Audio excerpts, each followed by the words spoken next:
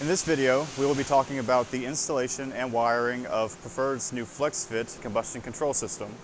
The first step in installation is to cut a 9 3/8 inch by 4.5 inch hole in your panel enclosure. And for convenience, we include a sticker that you can place on the outside of the panel, and this will mark off the exact dimensions that are needed for the combustion controller. Now that you've cut your hole into the panel, it's time to mount the controller.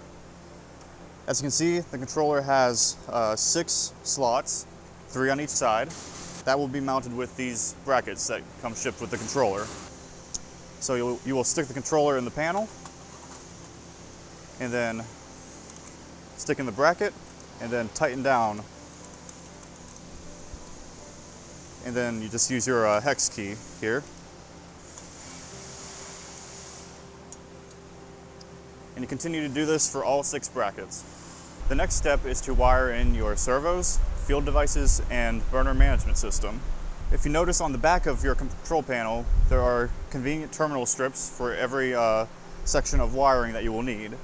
So if we start at the top left, you see inputs for 135 ohm firing rate, inputs for your 420 milliamp draft, remote demand, and boiler outlet sensors.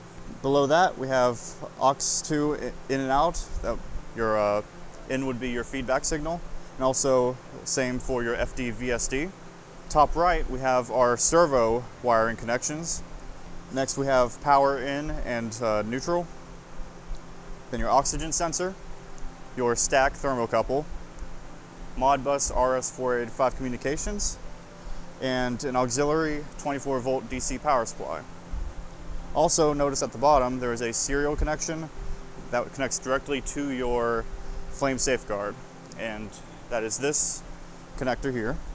You can just put that straight in and then tighten down,